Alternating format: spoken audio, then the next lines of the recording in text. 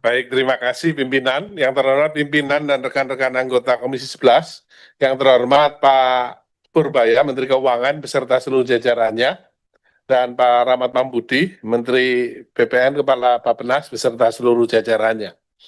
Ini menarik bahwa Kementerian Keuangan melaporkan sudah 15 tahun berturut-turut ini mendapatkan WTP. Ya, berarti boleh disimpulkan bahwa secara administrasi patuh. Ya, tetapi yang menjadi pertanyaan adalah apakah kemudian tata kelolanya di keuangan yang sudah patuh secara administrasi ini mampu menghasilkan satu kualitas kebijakan fiskal dan dampaknya terhadap pembangunan yang baik. Laporan 2025 menunjukkan bahwa realisasi penerimaan perpajakan di bawah 90%, hanya 89,05%. Pajak dalam negeri mengalami penurunan, belanja modal itu juga mengalami penurunan sangat drastis, 48%. Dan defisitnya mengalami pembengkakan menjadi 2,81 dari rencana awal APBN di 2,53. Jadi sekali lagi secara administrasi patuh, tetapi tata kelolanya belum menghasilkan kualitas kebijakan yang benar-benar baik. Kemudian ketika kita bisa bicara soal belanja modal, Pak Menteri tadi disampaikan alasannya adalah efisiensi. Nah, yang menjadi menarik adalah ini penurunan ini disebabkan karena belanja-belanja yang tidak produktif atau karena apa? Kok bisa dipotong sampai mendekati 50%? Dan berapa estimasi potensi penerimaan negara yang hilang akibat dari pengurangan belanja modal ini? Karena kalau sudah dipotong masih tidak ada dampaknya, maka ini bahaya, berarti yang terjadi adalah pemborosan. Kemudian berikutnya mengenai stimulus yang berkali-kali dilakukan, saya catat datanya 33,3 triliun, 24,4 triliun, 15,6 triliun, dan 37,4 triliun. Berapa multiplier efek yang ditimbulkan dari belanja fiskal ini terhadap konsumsi rumah tangga, terhadap penciptaan lapangan kerja, dan dampaknya terhadap penerimaan pajak. Ya. Kemudian yang keempat mengenai rasio utang yang dipaparkan adalah 40,5% dari PDB.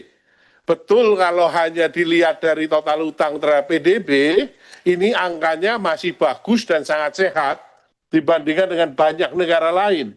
Tapi yang menjadi persoalan adalah total tingkat bunga yang harus dibayarkan, total bunga yang harus dibayarkan 599 triliun, ditambah dengan cicilan 800 triliun lebih, sehingga totalnya 1.400 triliun, dibandingkan dengan total penerimaan negara di 3.100 triliun, itu angkanya sudah mendekati 50%. Yang artinya adalah separuh dari pendapatan negara, hampir separuh dari pendapatan negara habis digunakan untuk membayar bunga dan cicilan. Ini tentu kondisi yang sangat tidak sehat.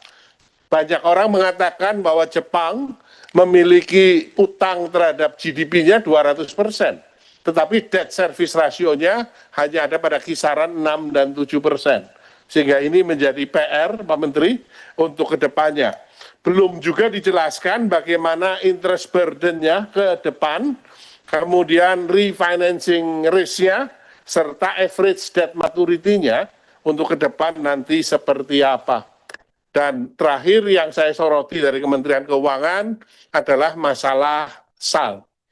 Ketika Pak Menteri menggelontorkan SAL sebesar 200 triliun pada September 2025, idenya menurut saya adalah mulia untuk mendorong pertumbuhan ekonomi. Tetapi yang kita lihat adalah pada saat itu semua data menunjukkan dan juga ini terkonfirmasi oleh teman-teman dari Himbara ketika kami mengadakan pertemuan dengan Himbara, pada saat itu kondisi likuiditas ample. Jadi tidak ada kekurangan likuiditas yang ada di pasar. Ya, ketika dorongan pertama sebesar 200 triliun.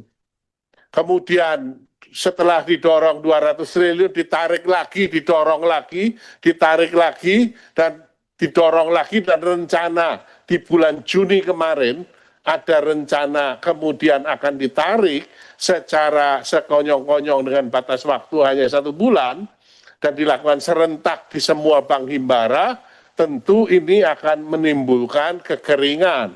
Ini menyebabkan pasar uang antar bank bunganya melejit mendekati 9-11%, bahkan diindikasikan ada 5-7 bank-bank buku 1 dan bank-bank buku 2 yang hampir kolaps. Kalau itu terjadi, maka dampaknya tentu luar biasa, Pak Menteri. Dan akhirnya kemudian Pak Menteri memutuskan untuk memperpanjang SAL ini. Sehingga menurut saya ke depannya Pak Menteri pengelolaan SAL harus dilakukan secara lebih hati-hati agar tidak menimbulkan dampak yang tidak diinginkan. Dan kalau memang akan dilakukan penarikan, karena pada hakikatnya SAL gunanya adalah bukan untuk menambah likuiditas perbankan, ini harus dilakukan dengan waktu yang cukup 3 bulan dan tidak dilakukan serentak untuk semua bank. Untuk Bappenas, ini juga menarik, 17 tahun malah prestasi Pak Menteri, tetapi kembali lagi Pak, ini juga belum mencerminkan satu tata kelola perencanaan yang benar-benar baik. Karena dari sini kelihatan ya, berapa persen sih sebenarnya rekomendasi strategis dari Bappenas yang benar-benar diimplementasikan oleh kementerian dan lembaga. Apakah sudah ada mekanisme reward dan punishment yang diterapkan kepada lembaga-lembaga yang tidak menjalankan rekomendasi strategis dari Bappenas. Kemudian kualitas perencanaannya, tadi Pak Menteri mengatakan baik, tetapi juga di sisi yang lain, kemarin waktu paparan Kementerian Bappenas itu juga muncul banyak terjadi keterlambatan, ada terjadi desain ulang, bahkan terjadi cost of run. Ini harus menjadi catatan. Aset Bappenas juga mengalami penurunan 6,8% dan belanja modalnya juga turun drastis.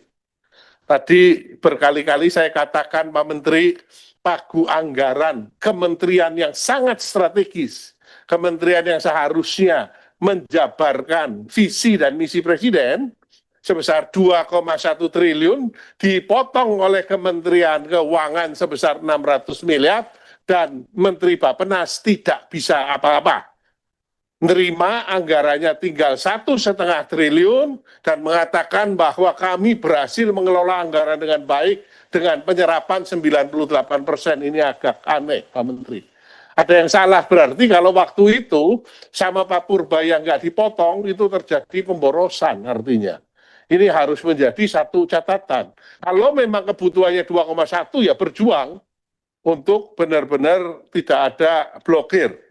Dan penutup harapannya kepada Pak Menteri Bappenas dan Pak Menteri Keuangan, APBN ini harapannya benar-benar meningkatkan produktivitas ekonomi, meningkatkan daya saing Indonesia, menciptakan lapangan kerja, dan yang paling penting adalah menciptakan keadilan sosial bagi seluruh masyarakat Indonesia. Terima kasih.